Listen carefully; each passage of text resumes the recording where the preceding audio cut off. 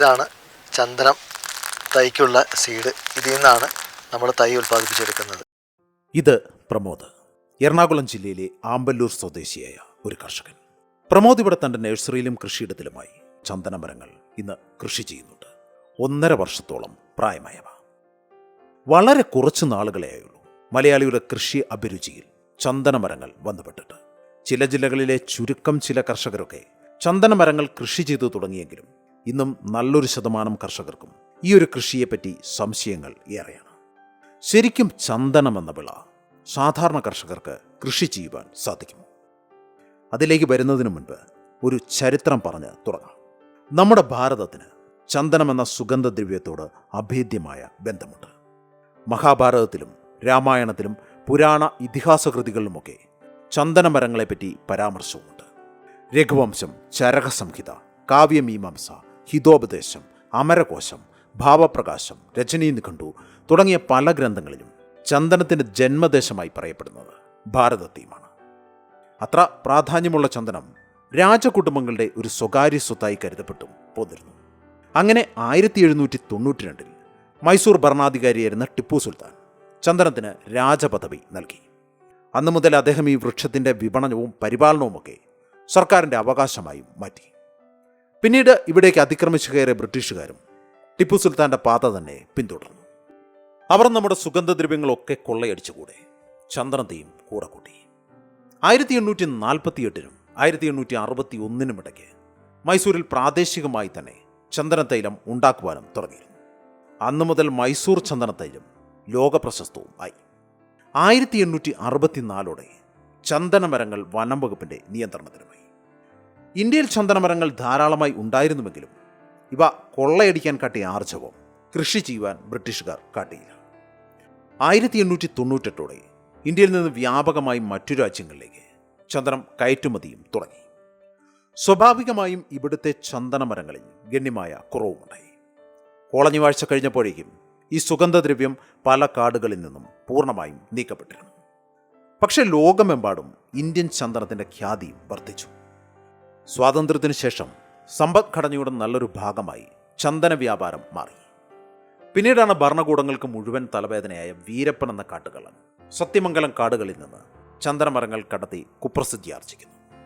ചരിത്രം ഇങ്ങനെയൊക്കെയാണെങ്കിലും പുരാണങ്ങളിൽ ചന്ദനത്തിൻ്റെ മാതൃരാജ്യം ഇന്ത്യയാണെന്ന് അവകാശപ്പെടുന്നുണ്ടെങ്കിലും ചരിത്രകാരന്മാർ വിശ്വസിക്കുന്നത് ടിമോർ ദ്വീപുകളിലാണ് ഇവ ഉത്ഭവിച്ചത് എന്നാണ്.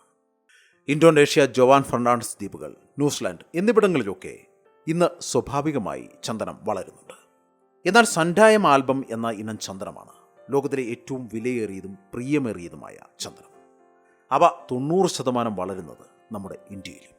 അങ്ങനെയാണ് ചന്ദന കയറ്റുമതിയിൽ ലോക കുത്തക ഇന്ത്യ നേടിയെടുക്കുന്നത്. ഇന്ന് ഇന്ത്യയിലെ ദക്ഷിണ മേഖലയിലെ ചില വരണ്ട വനങ്ങളിലാണ് ചന്ദനം സ്വാഭാവികമായി കാണപ്പെടുന്നത്. കാവേരി നദീതീരത്തുള്ള വരണ്ട ഇലകൊഴിയും വനങ്ങളിലും കർണാടകത്തിലും തമിഴ്നാട്ടിലുമുള്ള പീഠഭൂമികളിലും ചന്ദനം വളരുന്നു. ഇന്ത്യയിൽ കേരളം, മഹാരാഷ്ട്ര, മധ്യപ്രദേശ്, ഛത്തീസ്ഗഡ്, ഒറീസ, ഉത്തർപ്രദേശ്, ബീഹാർ, ഝാർഖണ്ഡ്, മണിപ്പൂർ, രാജസ്ഥാൻ എന്നീ സംസ്ഥാനങ്ങളിലാണ് പ്രധാനമായും ഇന്ന് ചന്ദനമരങ്ങൾ കാണപ്പെടുന്നത്. എന്നാൽ ഇവയെല്ലാം എണ്ണത്തിൽ വളരെ കുറവുമാണ്. വനംവകുപ്പ് ഇന്ന് കർണാടകത്തിലും കേരളത്തിലും ചന്ദനമരങ്ങൾ നട്ടുപിടിപ്പിച്ച് പരിപാലിക്കുന്നുമുണ്ട്. കർണാടകത്തിൽ ഏതാണ്ട് 5245 ചതുരശ്ര കിലോമീറ്ററിൽ ചന്ദനമരങ്ങൾ കാണപ്പെടുന്നു. ഇത് ഇന്ത്യയിൽ ആകെയുള്ള ചന്ദനക്കാടുകളുടെ ഏകദേശം പകുതിയോളം വരുന്നുമുണ്ട്. കേരളത്തിൽ വളരുന്ന ചന്ദനത്തിൻ്റെ ഭൂരിഭാഗവും ഇടുക്കി ജില്ലയിലെ മൂന്നാർ വനം ഡിവിഷനിൽപ്പെട്ട മറയൂരിലാണ്. ഇവിടെയെല്ലാമുള്ള ചന്ദനമരങ്ങളിൽ ഭൂരിഭാഗവും സൻഡായം ആൽബം എന്ന ഇനം ചന്ദനമാണ്. ഇന്ത്യൻ ചന്ദനത്തിന് ലോകവിപണിയിൽ ഇത്രയധികം ആവശ്യക്കാരും ഡിമാൻഡും ഒക്കെ ഉണ്ടെങ്കിലും അത്രയധികം ചന്ദനം ഇവിടെ ഉൽപ്പാദിപ്പിക്കപ്പെടുന്നില്ല എന്നതാണ് സത്യം. അപ്പോൾ സ്വാഭാവികമായും ഉയരുന്ന ചോദ്യം, ലേശം കുറവല്ലേ ഉള്ളൂ, അത് നികന്നു കഴിയുമ്പോൾ വില കുറയില്ലേ എന്നാണ്. എന്നാൽ ലോകത്ത് മൊത്തം ആവശ്യമുള്ള ചന്ദനത്തിൻ്റെ 10% മാത്രമേ ഇന്ന് ഇന്ത്യയിൽ ഉൽപ്പാദിപ്പിക്കപ്പെടുന്നു. അതുകൊണ്ടാണ് കേന്ദ്ര സർക്കാർ ചന്ദന വ്യാപാര മേഖലയിൽ രാജ്യത്തിൻ്റെ മേൽക്കോയ്മ വീണ്ടെടുക്കാൻ ലക്ഷ്യമിട്ട് ചന്ദന കൃഷി പ്രോത്സാഹിപ്പിക്കുവാൻ തുടങ്ങുന്നത്. മാത്രമല്ല, സത്യമംഗലം കാടുകളിൽ നിന്ന് വീരപ്പനെ ഒതുക്കിയെങ്കിലും ചന്ദനമരങ്ങളുടെ കൊള്ളയടി രാജ്യമെമ്പാടും വ്യാപകമായി ഇപ്പോഴും നടക്കുന്നുണ്ട്. ഇവയ്ക്ക് തടയിടുക എന്നൊരു ലക്ഷ്യവും ഈ പദ്ധതിക്ക് പിന്നിലുണ്ട്. എന്നാൽ കേരളത്തിൽ സർക്കാരും വനം വകുപ്പും ചന്ദന കൃഷി കാര്യമായി പ്രോത്സാഹിപ്പിക്കാൻ മറ്റൊരു കാരണം കൂടി ഉണ്ട്. ലോകത്തിലെ ഏറ്റവും പ്രശസ്തമായ മറയൂർ ചന്ദനക്കാടിലെ ചന്ദനമരങ്ങൾക്ക് സ്പൈക്ക് ഡിസീസ് എന്ന അപൂർവ രോഗം സ്ഥിരീകരിച്ചിരിക്കുന്നതാണ് ഈ കാരണം. മരം വെട്ടിക്കളയുകയല്ലാതെ മറ്റ് ചികിത്സാ മാർഗങ്ങളൊന്നും ഇതിന് ഗവേഷകർ ഇതുവരെ കണ്ടെത്തിയിട്ടുമില്ല. മറയൂരിൽ നിന്നുള്ള 2400 മരങ്ങൾക്കാണ് രോഗം ഇപ്പോൾ സ്ഥിരീകരിച്ചിരിക്കുന്നത്.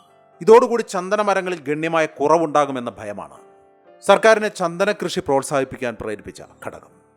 ഇതൊക്കെ കൊണ്ടാണ് ഇന്ന് കേരളത്തിലെ ചെറിയൊരു ശതമാനം കർഷകർ ചന്ദന കൃഷിയിലേക്ക് തിരിഞ്ഞിരിക്കുന്നത്. അക്കൂടെ നമ്മുടെ പ്രമോദും. എന്നാൽ പ്രമോദ് കൃഷി മാത്രമല്ല ഇവിടെ ചെയ്യുന്നത്, അവയുടെ തൈകൾ വിപണനവും നടത്തുന്നുണ്ട്. എൻ്റെ പേര് പ്രമോദ് പി കെ. ഞാൻ എറണാകുളം ഡിസ്ട്രിക്റ്റിൽ ആമ്പലൂരാണ് എൻ്റെ നാട്. ഞാൻ ചന്ദനം കൃഷി ചെയ്യുന്ന ഒരാളാണ്. അതിൻ്റെ കൂടെ അതിൻ്റെ തൈകളും ഞാൻ ഉൽപ്പാദിപ്പിച്ച് കൊടുക്കുന്നുണ്ട്. അപ്പോൾ ഞാനിവിടെ എൻ്റെ നേഴ്സറി തന്നെ ചെയ്തേക്കണ ഒരു ചന്ദന തോട്ടമാണ് ഈ കാണുന്നത്. ഇവിടെയാണ് ഞാൻ ചന്ദനം കൃഷി ചെയ്യുന്നത്. ഇവിടെ ഈ നേഴ്സറിയിൽ എത്ര ചന്ദനം കൃഷി ചെയ്യുന്നു? ഇപ്പം ഞാനൊരു 1000-ലധികം തൈകൾ നമ്മൾ വെച്ചിട്ടുണ്ട്. അത് പല വിൽക്കാനായിട്ടല്ല, മരങ്ങളായിട്ട് തൈകൾ വെച്ചിട്ടുണ്ട്. ഇവിടെ കുറവാണ്, പിന്നെ വേറെ പറമ്പിലായിട്ടാണ്. ഇപ്പോൾ ഇതിൻ്റെ നേഴ്സറിയുടെ ഉള്ളിലുള്ള തൈകളാണ് നിൽക്കുന്നത്. പിന്നെ മറ്റ് സംസ്ഥാനങ്ങളിൽ ഇത് കൃഷി ചെയ്യേണ്ട ചന്ദനം ഒരു കൃഷി ചെയ്യുക എന്നുള്ളത് ഒരു നിയമം ഇപ്പോൾ വന്നിട്ടുണ്ട്. എല്ലാ സംസ്ഥാനങ്ങളിലും ചന്ദനം കൃഷി ചെയ്യുന്നുണ്ട്.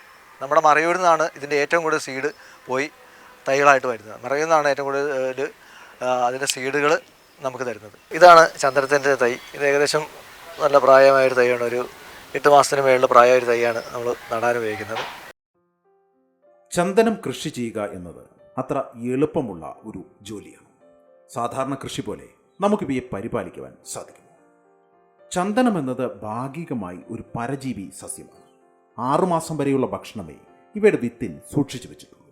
അതായത് കഷ്ടിച്ച് 1 വർഷം വരെ ഇവ വളരുമെങ്കിലും പിന്നീട് ജീവിക്കാനുള്ള ഭക്ഷണത്തിന് ഒരു സഹായി ചന്ദനമരങ്ങൾക്ക് അത്യാവശ്യമാണ്. അതിൻ്റെ ഒരു കാരണമായി പറയപ്പെടുന്നത് മണ്ണിനുള്ളിൽ ഒരു 3.5 അടിയിൽ മാത്രമേ ഇവയുടെ വേരുകൾ കാണപ്പെടാറുള്ളൂ. കാൽസ്യം, പൊട്ടാസ്യം എന്നീ മൂലകങ്ങളൊക്കെ ചന്ദനം വേരിലൂടെ തന്നെ വലിച്ചെടുക്കുമെങ്കിലും നൈട്രജൻ, ഫോസ്ഫറസ്, മഗ്നീഷ്യം എന്നീ ചൂഷക മൂലകങ്ങൾ മറ്റ് സസ്യങ്ങളുടെ വേരിൽ നിന്നാണ് ഇവ സ്വീകരിക്കുന്നത്.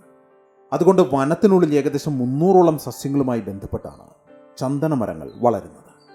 നാം ഇവയെ കൃഷി ചെയ്യുമ്പോൾ കരിവേലം, കണിക്കൊന്ന, മഞ്ഞക്കൊന്ന, കാറ്റാടിമരം, മലവേമ്പ്, ഉന്ത്, ദന്തപ്പാല, ആര്യവേപ്പ്, തൊവരപ്പയർ എന്നിവയൊക്കെ ആതിഥേയ സസ്യങ്ങളായി നൽകാം. മിതമായ മഴയും നല്ല സൂര്യപ്രകാശവും ലഭ്യമായ വരണ്ട ഈർപ്പമുള്ള കാലാവസ്ഥയിൽ ചന്ദനമരങ്ങൾ നന്നായി വളരും. അതിനാൽ കേരളം പോലെയുള്ള ഉഷ്ണമേഖലാ പ്രദേശം ഇവയുടെ കൃഷിക്ക് അനുയോജ്യവുമാണ്. കൃഷി ചെയ്യുമ്പോൾ ജലം കെട്ടി നിൽക്കാതെ വാർന്നു പോകാനുള്ള സൗകര്യങ്ങളും ചെയ്തു നൽകണം. ഇതാണ് അഗത്തി എന്ന് പറയുന്ന ചീര. ഈ ഹോസ്റ്റ് പ്ലാന്റ് ആയിട്ട് നമ്മൾ ഈ തൈ വളർന്നു വരുമ്പോൾ കൂടെ തന്നെ ഈ അഗത്തി എന്ന് പറയുന്ന ചീര ഉണ്ടാവും. പിന്നെ നമുക്ക് ഇതിൻ്റെ കൂടെ വേറെ എന്തെങ്കിലും ഹോസ്റ്റ് പ്ലാന്റ് ആയിട്ട് വെച്ച് കൊടുക്കാം. ഒരു തൈ കൂടെ നടന്നതിൻ്റെ കൂടെ ചന്ദനം നമ്മൾ നട്ടു വളർത്തുമ്പോൾ അതിൻ്റെ കൂടെ ഒരു ഹോസ്റ്റ് പ്ലാന്റ് വേണം. ആ ഹോസ്റ്റ് പ്ലാന്റിന് ഞാനിവിടെ വെച്ചിരുന്നത് തുവര എന്ന് പറയുന്ന പയറാണ്, തോരപ്പയറാണ് നിൽക്കുന്നത്. അപ്പോൾ ചന്ദനം നമ്മൾ നട്ടു വളർത്തുന്ന നേരത്ത് അതിൻ്റെ ചുവട്ടിൽ തന്നെ ഒരു അഗത്തി എന്ന് പറയുന്ന ചീരയും കൂടെ ഉണ്ട്. എങ്കിലാണ് ആ ചന്ദനം പൂർണ്ണമായിട്ട് വളർച്ച കിട്ടുള്ളൂ. നമ്മൾ ചന്ദനം നട്ടു വളർത്തുമ്പോൾ ആ അകത്തിച്ചീര പോകാത്ത വിധത്തിൽ വേണം നമ്മൾ ചന്ദനം നട്ടു വളർത്തണമെങ്കിൽ. ഒരു തൈ നിന്ന് ഒരു തൈയിലേക്ക് 8 അടി അകലാണ് നമ്മളിപ്പോൾ ചെയ്യണേ. അതിൻ്റെ തൊട്ടടുത്ത് ഒരു 1.5 അടി അകലത്തിൽ തന്നെ ഒരു ഹോസ്റ്റ് പ്ലാന്റായിട്ട് തുവര വയ്ക്കുന്നുണ്ട്. ഇല്ലെങ്കിൽ നമുക്ക് അതിന് നടുക്കായിട്ട് വേറെ ഒരു ഹോസ്റ്റ് പ്ലാന്റ് കൂടെ വെച്ച് കൊടുക്കും. തോരപ്പയർ.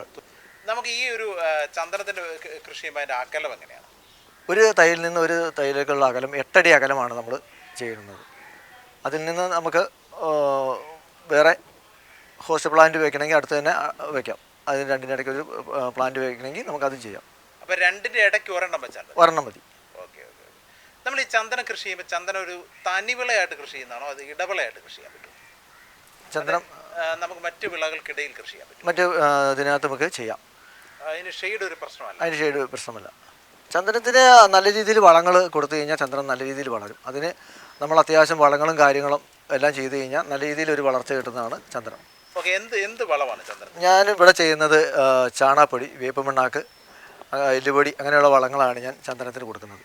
അത് എങ്ങനെ നമ്മൾ നടാൻ ഉപയോഗിക്കുമ്പോൾ 1.5 അടി താഴ്ച 1.5 അടി വീതിയിൽ നമ്മൾ കുഴി എടുത്തതിന് ശേഷം അതിനകത്തിട്ട് നമ്മൾ ഈ തൈ ഇറക്കി വയ്ക്കുക. തൈ ഇറക്കി വയ്ക്കാൻ നേരത്ത് അതിൻ്റെ കൂടെ തന്നെ ഹോസ്റ്റ് പ്ലാന്റ് അകത്തി ചീര അത് പോകാത്ത വിധത്തിൽ തന്നെ നമ്മൾ വെക്കണം. മണ്ണ് നിരപ്പിൽ വെക്കണോ അതോ താഴ്ത്തി വെക്കണോ? മണ്ണ് നിരപ്പിൽ വെക്കണം. എങ്ങനെയാണ് അതിൻ്റെ വളർച്ച കിട്ടുള്ളൂ. ആ അകത്തിച്ചീര മൂടി പോകാത്ത വിധത്തിലാണ് വെച്ചാലാണ് അതിൻ്റെ വളർച്ച കിട്ടുള്ളൂ. കുഴിയിട്ട് ഇറങ്ങിപ്പോയി കഴിഞ്ഞാൽ അതിന് വളർച്ച കിട്ടില്ല. ഇറിഗേഷൻ ചെയ്താലും നല്ലതാണ്, കുഴപ്പമില്ല. ഇവിടെ എല്ലാം ചന്ദനം അല്ലേ? ഇവിടെ എല്ലാം ചന്ദനം നിൽക്കുന്ന എല്ലാം ചന്ദനമാണ്. അതെ, ചിലത് നമ്മൾ ചെയ്തേക്കുന്നത് പലതിനും പല ഇതാണ് വെച്ചേക്കുന്നത്, ഹോസ്റ്റാണ് വെച്ചത്. ചിലത് കൊന്നയുണ്ട്, തുവരയുണ്ട്, അങ്ങനെ വെറൈറ്റി ആയിട്ട് ചെയ്തതാണ്. ശരിക്കും പറഞ്ഞാൽ ഈ പ്രമോദിന്റെ സ്ഥലം എനിക്ക് ഏതാണ്ട് ഒരു 15 സെന്റ് സ്ഥലമാണ് ഇവിടെ ഉള്ളത്. ഇതിനകത്തൊരു നേഴ്സറി ഉണ്ട്. ആ നേഴ്സറിക്ക് അകത്ത് തന്നെ ഇങ്ങനെ കുറേ മരങ്ങൾ. അപ്പം നമ്മൾ ഈ കാണുന്ന പോലെ ചന്ദനം മാത്രമല്ല ഇവിടെ കൃഷി ചെയ്യുന്നത്, അതിനൊപ്പം തന്നെ തേക്കുണ്ട് അല്ലേ? അതെ, തേക്കുണ്ട്, പിന്നെ തേക്കുണ്ട്, ഈട്ടിയുണ്ട്, എല്ലാ മരങ്ങളും ഇവിടെ ഉണ്ട്. എല്ലാ മരങ്ങളും ഉണ്ട്. ഇങ്ങനെ വില കൂടിയ മരങ്ങളാണ് വെച്ചേക്കുന്നത്? അതെ, അല്ല പാഴ്മരങ്ങളൊന്നുമില്ല. ഓക്കെ, നമുക്ക് ഈ തേക്കൊക്കെ വെട്ടി വിൽക്കാൻ പറ്റുമോ? ഇപ്പം തേക്ക് വെട്ടി വയ്ക്കാം, അതിന്റെ പ്രശ്നങ്ങളൊന്നും ഇല്ല. ഇപ്പം ഞാനിവിടെ വെച്ചേക്കുന്ന തേക്കിനെ ഇടയ്ക്ക് വെച്ചിട്ടുണ്ട്. അങ്ങനെയുള്ള എല്ലാതും കാണിച്ചാൽ ഈ ഗാർഡൻ്റെ ഉള്ളിൽ തന്നെ. ഇവിടെ ഉയരുന്ന അടുത്ത 2 ചോദ്യങ്ങളുണ്ട്. കൃഷി ചെയ്യുവാൻ പറ്റിയ ചന്ദന തൈ ഏതാണ്? എവിടെ നിന്ന് തൈകൾ ലഭിക്കുന്നത്? സർക്കാർ ചന്ദന കൃഷിയെ പ്രോത്സാഹിപ്പിക്കുവാൻ തീരുമാനിച്ചപ്പോൾ ആദ്യം ചെയ്തത് തൈകളുടെ ലഭ്യത ഉറപ്പുവരുത്തുക എന്നതായിരുന്നു. അതിനാൽ മറയൂരിലെ ചന്ദന ഡിവിഷനിൽ നിന്ന് ഇവയുടെ തൈകളും വിത്തുകളും സർക്കാർ വിൽപ്പനയും നടത്തുന്നുണ്ട്. കൂടാതെ പ്രമോദിനെ പോലുള്ള ചെറുകിട കർഷകരും മറയൂരിൽ നിന്ന് എത്തിക്കുന്ന വിത്തുകൾ തൈകളാക്കി വിപണനവും നടത്തുന്നു. ഇതാണ് ചന്ദന തൈക്കുള്ള സീഡ്. ഈ സീഡ് ഉപയോഗിച്ചിട്ടാണ് നമ്മൾ തൈകൾ കൂടുതലായിട്ട് ഉൽപ്പാദിപ്പിച്ചെടുക്കുന്നത്. ഇത് എവിടെ നിന്നാണ് നമ്മൾ വാങ്ങുന്നത്? ഇത് നമ്മൾ വാങ്ങുന്നത് മറയൂരിൽ നിന്നാണ് സീഡ് വാങ്ങുന്നത്. ഈ ഒരു ഇങ്ങനത്തെ സീഡ് വാങ്ങുന്നത്. ഓക്കെ, ഇത് ഒറിജിനൽ ചന്ദനത്തിൻ്റെ? ഇത് ഒറിജിനൽ ചന്ദനത്തിൻ്റെ സീഡാണ്. ഈ സീഡ് ഉപയോഗിച്ചിട്ടാണ് നമ്മൾ തൈ കൂടുതലായിട്ട് ഉൽപ്പാദിപ്പിച്ചെടുക്കുന്നത്. ഇതിൻ്റെ ഒരു മെത്തേഡ് എങ്ങനെ തൈ ഉൽപ്പാദിപ്പിക്കും? ഇത് നമ്മൾ സാധാരണ രീതിയിൽ മുളയ്ക്കില്ല. ഇത് നമ്മൾ മുളപ്പിക്കാനായിട്ട് നമ്മൾ വേറെ ആസിഡ് ഉപയോഗിച്ചിട്ടാണ് നമ്മൾ തൈ ഉൽപ്പാദിപ്പിച്ചെടുക്കുന്നത്. അല്ല, ഈ പറയുന്ന വെള്ളത്തിൽ കുറച്ച് ദിവസം ഇടുക, അതിനുശേഷം പാകിയാൽ മതി. വെള്ളത്തിലിട്ട് കഴിഞ്ഞാൽ ഇത് മുളച്ച് വരില്ല. നമ്മളിത് ചെയ്യുന്നത് കൂടുതൽ തൈ ഉൽപ്പാദിപ്പിച്ചെടുക്കുന്നതിന് അതിന് ആസിഡ് ഉപയോഗിച്ചിട്ടാണ് നമ്മൾ ചെയ്യുന്നത്. അതിന് വേറെ ഒരു പ്രോസസ്സിംഗ് ഉണ്ട്, അതിന് വേറെ ശാസ്ത്രീയമായ ഒരു രീതി. നമ്മൾ അധികം തൈ ഉൽപ്പാദിപ്പിച്ചെടുക്കുന്നതിന് പ്രത്യേക രീതിയിലുള്ള ഒരു ഉണ്ടാക്കിയെടുക്കാൻ പറ്റും, തൈ ഉൽപ്പാദിപ്പിക്കാൻ പറ്റുള്ളൂ. അപ്പോൾ നമ്മൾ ഇങ്ങനെ ഒരു സീഡ് വെറുതെ മേടിച്ചിട്ട് ഒരു കാര്യമില്ല. ഇങ്ങനെ സീഡ് ഉപയോഗിച്ച് നമുക്ക് പെട്ടെന്ന് തൈകൾ ഉൽപ്പാദിപ്പിച്ചെടുക്കാൻ പാടാണ്. അപ്പോൾ ഈ ഒരു ഇത് എന്താ പറയുക, നമ്മളിപ്പോൾ ഈ മറയൂരിൽ നിന്നുള്ള ആ ചന്ദനമാണ് ഒറിജിനൽ ചന്ദനമാണ്. നമ്മൾ മറയൂർ സീഡാണ് ഇവിടെ ഏറ്റവും കൂടുതൽ ഉപയോഗിക്കുന്നത്. മറയൂർ സീഡ് ഉപയോഗിച്ചിട്ടാണ് നമ്മൾ തൈകൾ കൂടുതലും ഉൽപ്പാദിപ്പിച്ചെടുക്കുന്നത്. അല്ല, അതാണ് ഏറ്റവും ക്വാളിറ്റി ഉള്ളത്. ക്വാളിറ്റി ഉള്ളത് അതാണ്. ഓക്കെ, നല്ല മണവും ഗുണവും ഒക്കെ. അതെ.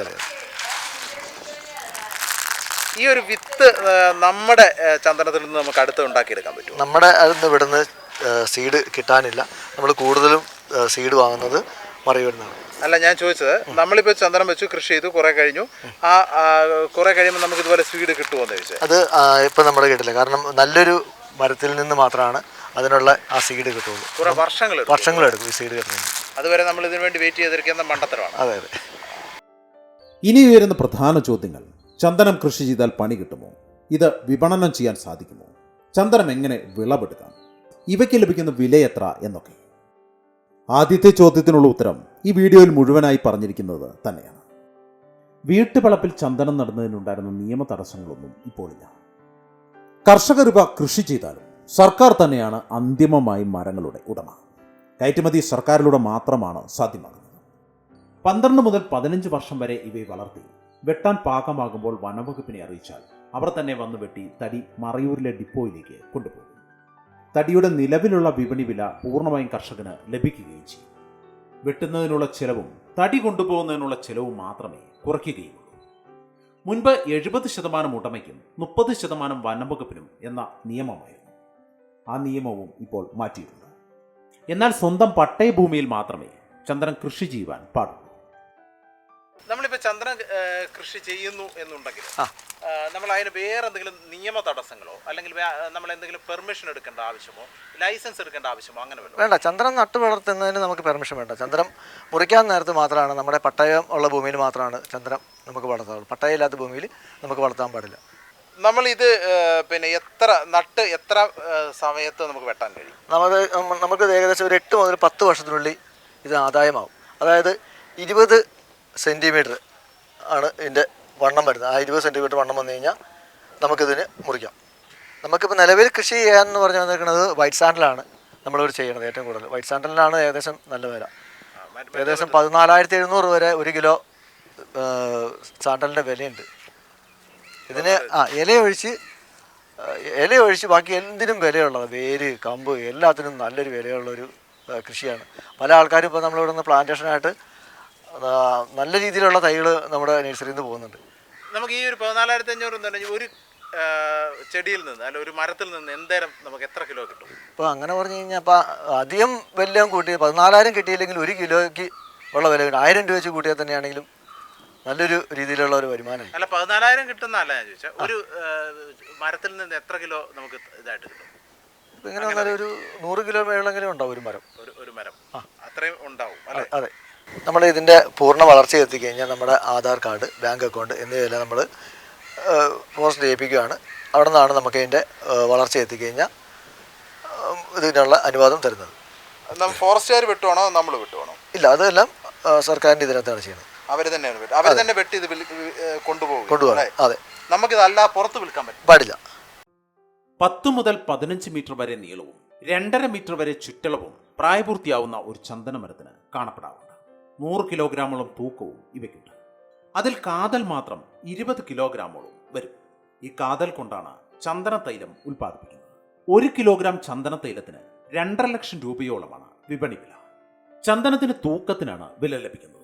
കാതൽ കഴിഞ്ഞ് ബാക്കിയുള്ള വെള്ള, തോൽ, ശിഖരങ്ങൾ എന്നിവയ്ക്കും വിലയുണ്ട്. 1-ാം ക്ലാസ് ക്വാളിറ്റി കാതലിന് കിലോയ്ക്ക് 16,000 രൂപയാണ് ശരാശരി വില. മിച്ചമുള്ള തടിക്ക് 2,000 രൂപ വരെ കിലോയ്ക്ക് വിലയിൽ ലഭിക്കും.